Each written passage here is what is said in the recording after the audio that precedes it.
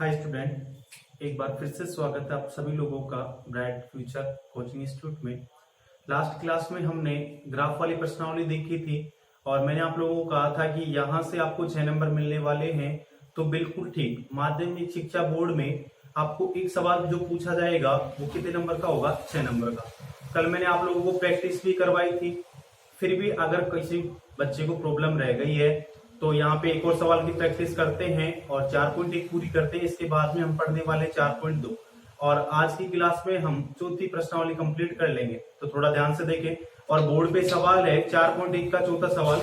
क्या कह रहा है आप लोगों को? समीकरण युग्म को आलेखीय विधि, कौन सी विधि? आलेखीय विधि। आलेखीय विधि कल की क्लास में मैंने आप लोगों को सिखाया था। आलेखीय विधि क्या होती है? ग्राफ विधि से हल कीजिए। सबसे पहले तो आपको ग्राफ पेपर हल करना है, उसके बाद में y अक्ष तथा युग्म। युग्म का मतलब क्या होता है? दोनों समीकरण, और दोनों समीकरण के द्वारा निरूपित, यानी निरूपित का मतलब आप समझ लें, जो दो समीकरण होंगे तो दोनों समीकरण के द्वारा रेखाएं बनेगी और रेखाएं बनेगी तो उनके द्वारा जो चित्र बनेगा किसका होगा? त्रिभुज का। किसका होगा? त्रिभुज का। और उसके क्या बताने आप लोगों को? निर्देशांक। ठीक है, कोई दिक्कत वाली बात नहीं है। इस सवाल को थोड़ा सा हम टुकड़ों में तोड़ तोड़ के करने वाले, स्टेप बाय स्टेप। तो सबसे पहले आप तो इतना जान लें कि हमारे को करना क्या है? समीकरण युग्म को आलेखीय विधि से क्या करना है? हल। इतना कर लेते हैं, उसके बाद में आगे तो हम अपने आप ही पहुंच जाएंगे। दिक्कत वाली कोई बात नहीं भाई, 6 नंबर मिलने वाले सीधे यहीं से। तो सॉल्व करते हैं। देखो यहां पे आपके सामने समीकरण है 4x - 5y बराबर कितना है? 20। समीकरण नंबर 3 क्लियर हो गया। कल की क्लास में मैंने आप लोगों को सिखाया था कि सबसे पहले आप क्या करेंगे? पक्षांतरण करेंगे किसी भी एक राशि का। किसी भी एक राशि का। यहां पे 4x मैंने रहने दिया है, थोड़ा सा यहां से लिख देता हूं। 4x मैंने रहने दिया है। ये यहां पे जो -5y है इसका मैं क्या कर दूंगा? पक्षांतरण। तो 20 प्लस कितना हो जाएगा? 5y। इसके बाद में यहां क्या बचेगा? x बराबर 4 क्या हो रहा है? गुणा हो रहा है। इसका क्या करूंगा? पक्षांतरण। तो पक्षांतरण करने के बाद कहां चला जाएगा? भाग में। तो 20 प्लस 5y बटा कितना? 4। क्लियर हो गया? कोई दिक्कत? फिर इसके बाद में आप लोग करते क्या है, ये भी मैंने आप लोगों को सिखाया था। इतना करने के बाद आप लोग क्या करेंगे? यहां से इस पूरे में y का मान रखेंगे तो x का मान मिल जाएगा। यानी इतना करने के बाद आपको समीकरण 1 के लिए क्या बनानी है? सारणी। क्या बनानी है? सारणी। तो इसके लिए मैं सारणी बनाता हूं। देखो समीकरण 1 के लिए सारणी बनाने जा रहे हैं हम। अब सबसे पहले सारणी में मान रखना भी मैंने आप लोगों को सिखाया था। किस तरीके से रखना है? 0 से स्टार्ट करना है। 0 +1 -1 +2 -2 इस तरीके से रखना सिखाया था। तो यहां पे देखो सबसे पहले क्या रख के देखता हूं मैं? 0। क्या रख के देखता हूं? 0। यहां y की जगह मैंने 0 रखा तो ये पूरा कितना हो जाएगा आप लोगों का? ये 0 हो जाएगा। क्या 20 में 4 का भाग जाता है क्या? हाँ बिल्कुल जाता है। तो आप लिखेंगे y बराबर 0 रखने पर। तो रखते हैं x बराबर 20 प्लस कितना हो जाएगा? ये 5 गुणा 0 बटा कितना? 4। यानी x बराबर कितना आ गया? 20 बटा 4 और मान आ गया कितना? 5। y का मान आपने 0 रखा तो x का मान कितना आ गया? 5। क्लियर हो गया?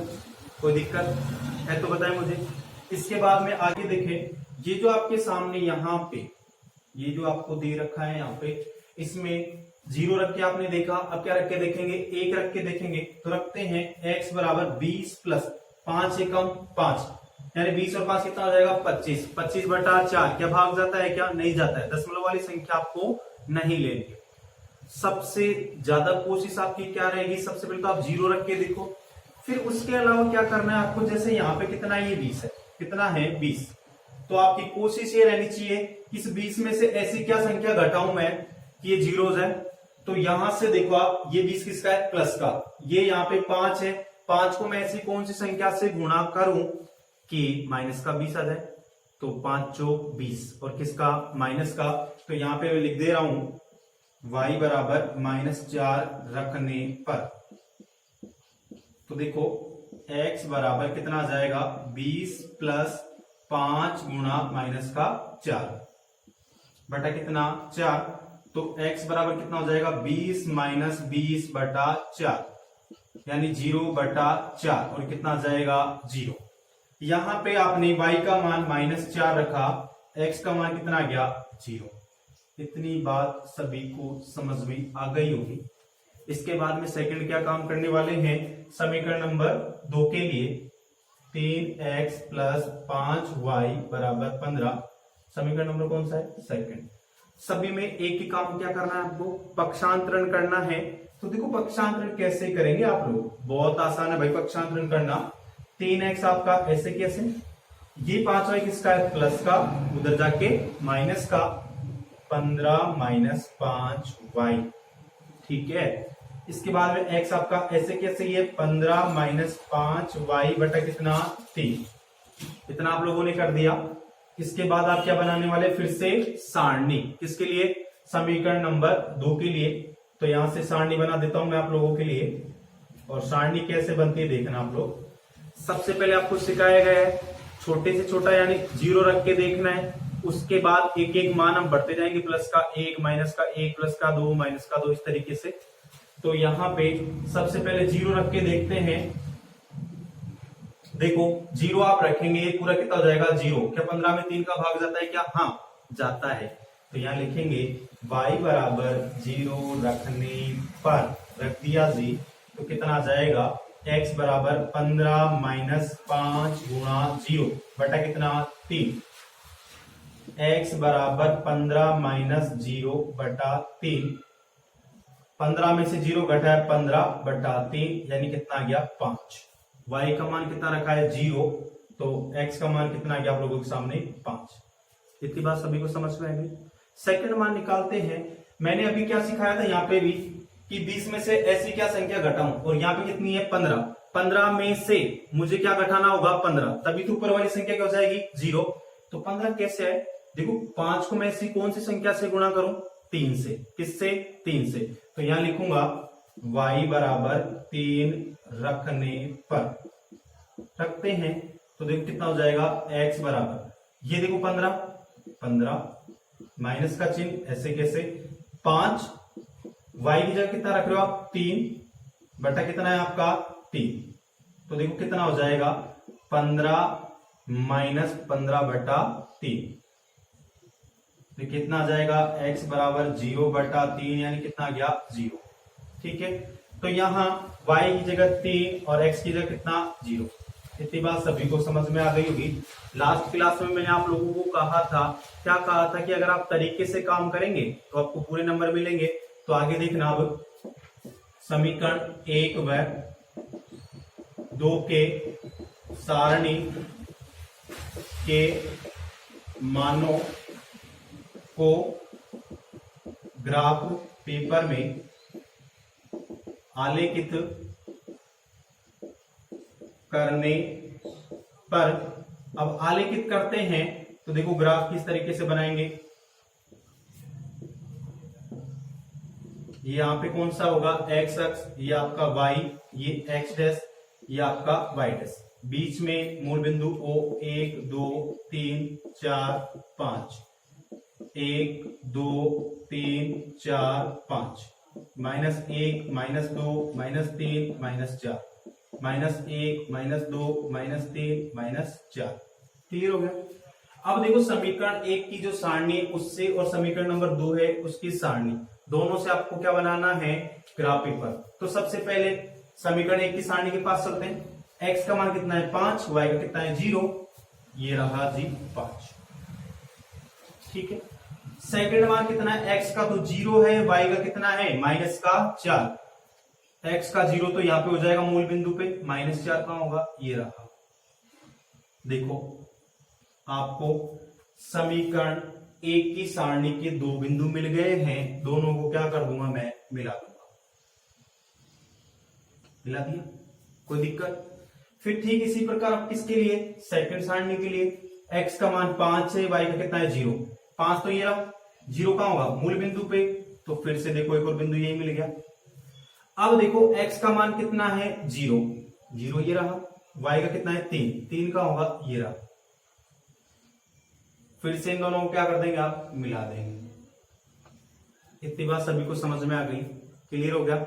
तो यहां समीकरण युग्म को आलेखीय विधि से आपने हल कर दिया। सवाल ने आगे क्या कहा आप लोगों से कि y अक्ष कौन सा आप लोगों का, देखिए ऊपर वाला कौन सा आपका, यही तो आपका y अक्ष है ऊपर वाला, ठीक है। साथ में तथा युग्म द्वारा निरूपित रेखाएं, युग्म के द्वारा एक रेखा तो ये बनी है, एक रेखा ये बनी है, रेखाओं से निर्मित त्रिभुज। उसने पहले कह दिया था आप लोगों को कि क्या बनेगा, त्रिभुज, त्रिभुज बन गया। त्रिभुज के शीर्षों के, शीर्ष कौन सा, इसको ए कह देता हूं, इसको बी कह देता हूं, इसको सी कह देता हूं, ठीक है।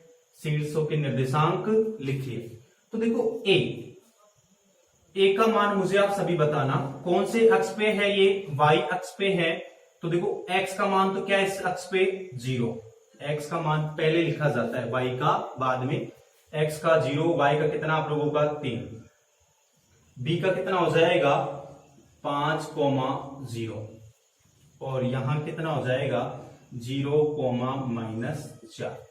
इतनी बात सभी को समझ में आ गई। तो आप लिखेंगे अतः y अक्ष तथा समीकरण युग्म द्वारा निर्मित त्रिभुज के निर्देशांक क्रमशः ए के तो कितने हैं आप लोगों के 0,3, बी के कितने हैं 5,0 और सी के कितने हैं 0,-4 है।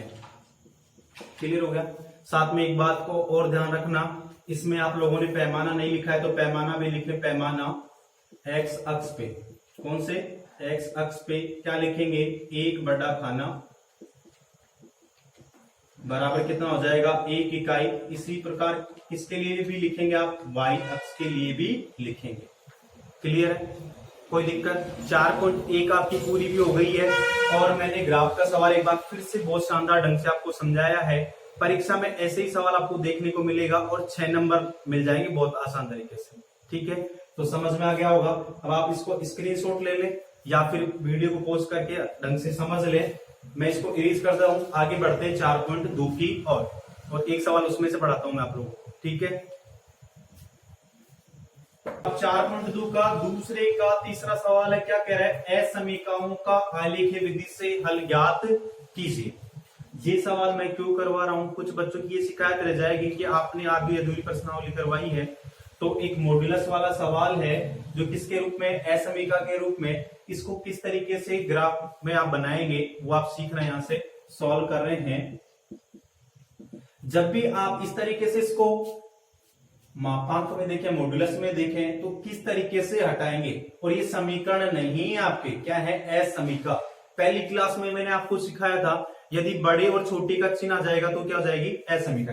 तो सबसे पहले आप लिखेंगे मॉड्यूलस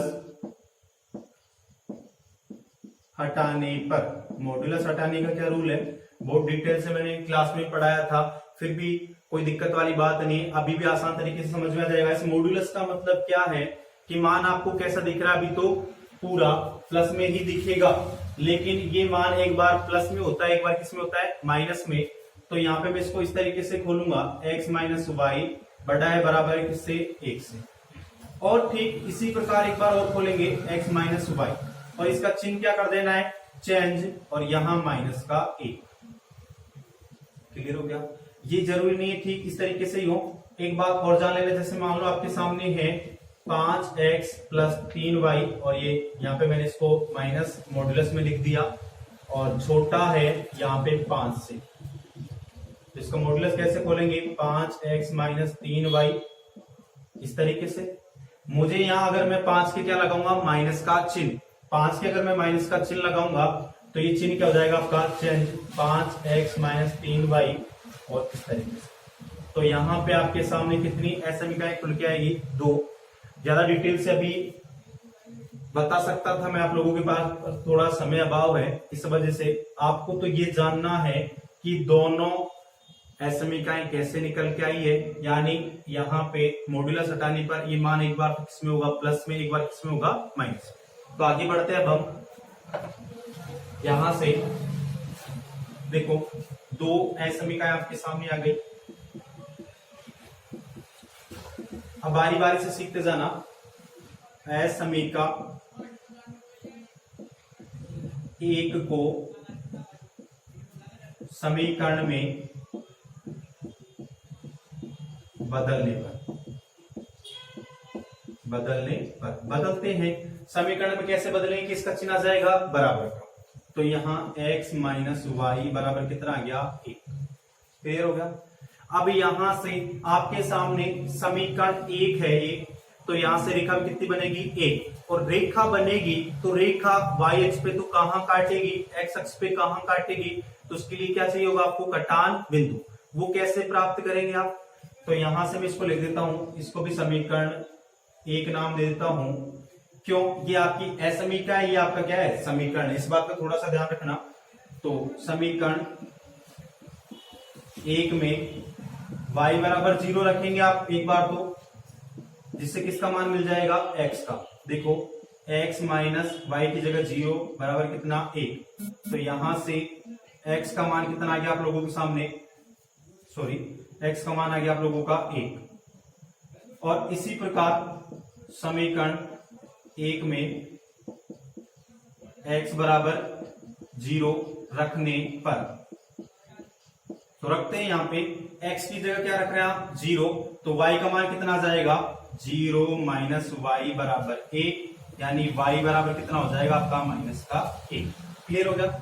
आप लोगों को क्या मिल गए यहां से? कटान बिंदु। क्या मिल गए? कटान बिंदु। ठीक है, कौन कौन से एक्स पे काटेंगे? क्लियर हो गया? इसके बाद में आगे बढ़ते हैं हम। अब किसकी बात करेंगे हम? असमीका सेकंड की। असमीका 2 को समीकरण में बदलने पर बदलते हैं। तो देखो x माइनस वाई बराबर कितना? माइनस का 1। इसको क्या कहता हूं मैं? समीकरण नंबर 2। ठीक है, कोई दिक्कत है? अब समीकरण नंबर 2 के लिए क्या लेके आएंगे आप? कटान बिंदु। तो लिखेंगे समीकरण 2 में x बराबर 0 तथा y बराबर कितना रखेंगे आप? 0 रखने पर। दोनों अलग अलग बार रखने, एक साथ नहीं रखने आप लोगों को, इस बात का थोड़ा सा ध्यान रखें आप लोग। तो एक बार मैं x की जगह 0 रखूंगा, तो 0 माइनस वाई बराबर माइनस का 1। तो माइनस वाई बराबर माइनस का 1, और माइनस से माइनस कट जाएगा। तो यहां से y का जो मान आ रहा है कितना आ रहा है? 1। अब y की जगह कितना रखेंगे हम? 0। तो x माइनस 0 बराबर माइनस का 1, और x बराबर कितना आ गया? माइनस का 1। क्लियर हो गया? अब आप लोगों को एक बात फिर पता लग गई कि दोनों असमीकाएं यहाँ पे आपके सामने निकल के आई थी। इन दो से कितने? 2 समीकरण बने थे, और दोनों समीकरणों से कितनी रेखाएं बनेगी? 2। क्लियर हो गया इतनी बात? तो यहाँ पे मुझे कटान बिंदु मिल गए हैं। तो मैं क्या काम करने जा रहा हूं देखना। यहां पे लिखता हूं मैं समीकरण 1 व 2 के कटान बिंदु के से ग्राफ पेपर में रेखाएं निरूपित करने पर। करते हैं निरूपित। यह आपका x डैश, यह आपका y डैश। बिल्कुल बीच में क्या होगा? मूल बिंदु O है। इसके बाद में ये है आपका 1, ये 2, ये 3, ये 4, ये 5, ये 1, ये 2, ये 3, ये 4, ये -1, -2, -3, -4, -5, -1, -2, -3, -4, -5। क्लियर हो गया? अब यहां पे देखना सबसे पहले मैं समीकरण 1 की सहायता जो आपको कटान बिंदु मिले थे उन कटान बिंदु से क्या बना रहा हूं, रेखा। देखो x का मान कितना है 1, y का कितना है -1, x का कितना 1 ये रहा यहाँ पे और y का कितना है -1। तो देखो x का 1 तो ये रहा यहाँ पे और -1 ये रहा, इन दोनों बिंदुओं को क्या कर दूंगा मैं मिला दूंगा। ठीक है, तो यहाँ पे एक रेखा खींच गई। ठीक इसी प्रकार सेकंड के लिए बनाएंगे, y का कितना है 1, x का कितना है -1, एक तो ये रहा, y का तो x का कितना है -1 ये रहा। रेखाएं मैंने खींच दी। रेखाएं खींचने के बाद इन सवालों में आप क्या करेंगे, असमीका 1 में मूल बिंदु 0,0 रखने पर। अब देखो असमीका 1 यही है, मूल बिंदु के मान 0,0 आप इसमें रख रहे हैं। ऐसा क्यों कर रहे हैं, क्योंकि हम क्या देखेंगे उसमें उसका छायांकित भाग। तो देखो 0 -0 यानी 0 हो गया। क्या 0 1 से बड़ा होता है क्या, नहीं, तो आप लिखेंगे 0 1 से बड़ा नहीं होता है, जो कि क्या है, जो कि असंतुष्ट है। क्या है, जो कि असंतुष्ट है। अब असंतुष्ट है तो छायांकित भाग कहां होगा, मूल बिंदु के विपरीत ओर। तो ये आपका मूल बिंदु है, इसके विपरीत ओर ये आपका छायांकित भाग हो जाएगा। ठीक है, इसी प्रकार आप काम करने वाले हैं असमीका सेकंड में मूल बिंदु 0,0 रखने पर, 0,0 रखने पर रखते हैं। अब यहां पे 0 क्या -1 से छोटा होता है क्या, जी नहीं, 0 -1 से छोटा नहीं होता है, 0 -1 से क्या होता है, बड़ा होता है। यहां देखो संख्या रेखा इस तरीके से, ये -1 ये 0 1 2, तो आप देख लो यहाँ पे -1 से 0 क्या होता है, बड़ा, और यहाँ पे क्या दिखा रहा है, छोटा, जो कि क्या है, असंतुष्ट है, जो कि असंतुष्ट है। अब असंतुष्ट है तो छायांकित भाग कहां होगा, मूल बिंदु के विपरीत ओर। तो आपको पता लग गया यहां से, जब आप लोगों ने इसका मॉड्यूलस हटाया, मॉड्यूलस से कितनी बनी, 2 असमीकाएं बनी, और 2 असमीकाओं के जो छायांकित भाग है वो मूल बिंदु के क्या है, विपरीत ओर। तो आप लिखेंगे असमीका के द्वारा निरूपित रेखाओं का छायांकित भाग विपरीत और होगा। और ग्राफ में जो ध्यान देने वाली बात है वो क्या सिखाई थी आपको, क्या लिखना है इसमें, पैमाना भी लिखना है। ठीक है स्टूडेंट, मैंने आप लोगों को दोनों ही तरीके के सवाल समझा दिए हैं। परीक्षा में एक सवाल जो आएगा पूरा 6 नंबर का आएगा। ठीक है, तो बार बार आप इस प्रश्नावली को रिपीट करते रहें, और जो आने वाली क्लास होगी वो भी 6 नंबर की होगी, उसमें नई प्रश्नावली स्टार्ट करने वाले हैं। छोटी प्रश्नावली आपकी कंप्लीट हो गई है, फिर भी कोई प्रॉब्लम रहती है तो आप मुझे कमेंट्स करें। आज के लिए इतना ही, थैंक यू।